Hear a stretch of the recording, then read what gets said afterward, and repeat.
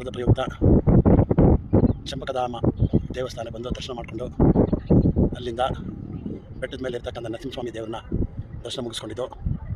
ಹಾಗೆ ಹೊರನೋಟ ನೋಡಿ, ಬನ್ನರ್ಘಟ್ಟ ಕಾಡು ಅಂತೇಳಿ ನಮಗೆ ಬೆಂಗಳೂರಿಗೆ ತುಂಬ ಹತ್ತಿರವಾಗಿರ್ತಕ್ಕಂಥದ್ದು ಈ ಬೆಟ್ಟ ಗುಡ್ಡ ಕಾಡು.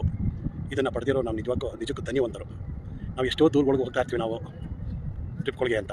ನೋಡಿ, ನಮ್ಮ ಬೆಂಗಳೂರಿಂದ ಅಮ್ಮಮ್ಮ ಅಂದ್ರೆ 12 ಇಲ್ಲ ಮ್ಯಾಕ್ಸಿಮಮ್ 15 ಕಿಲೋಮೀಟ್ರ್. ಈ 15 ಕಿಲೋಮೀಟ್ರಲ್ಲಿ ಎಂಥ ಪರಿಸರ, ನಮಗೆ ರಮಣೀಯವಾದಂಥ ಸ್ವರ್ಗದಲ್ಲಿರ್ತಕ್ಕಂಥ ಸ್ಥಾನದಲ್ಲಿ ನಾವು ಬಂದಿದ್ದೀವಿ. ಇದು ಕಾಡು, ಇದೆಲ್ಲ ಕಾಡಿಗೆ ಸಂಬಂಧಪಡುತ್ತೆ. ಈ ರಚನೆಯಲ್ಲಿ ನೇರವಾಗಿ ಹೋದರೆ ಸುವರ್ಣಮುಖಿಗೆ ಹೋಗ್ಬೋದು. ಅಲ್ಲಿ ಪುಷ್ಕರಣಿ ಇದೆ, 7 ಕೋಟೆ ಒಂದು ಸ್ಥಾನ ಇದೆ ಅಲ್ಲಿ. ಆ ಸ್ಥಾನದಲ್ಲಿ ಪುಷ್ಕರಣಿಯಲ್ಲಿ ಸ್ನಾನ ಮಾಡಿಕೊಂಡು 7 ಕೋಟೆಯನ್ನು ಸುತ್ಕೊಂಡು ಬಂದರೆ ತಮ್ಮ ಮನಸಿದ್ಧಿ ಕಾರ್ಯಗಳು ನೆರವೇರುತ್ತೆ ಅನ್ನೋದು ಒಂದು ಪದ್ಧತಿ ಇದೆ. ಇದು ನರಸಿಂಹಸ್ವಾಮಿ ದೇವಸ್ಥಾನ ನೋಡಿ, ಎಷ್ಟು ರೋಮಾಂಚಕರವಾಗಿವೆ, ಎಷ್ಟು ಜನ ಕಾಣಿಸ್ತಾ ಇದೆ ಸೀನರಿಗಳಿದೆಲ್ಲ.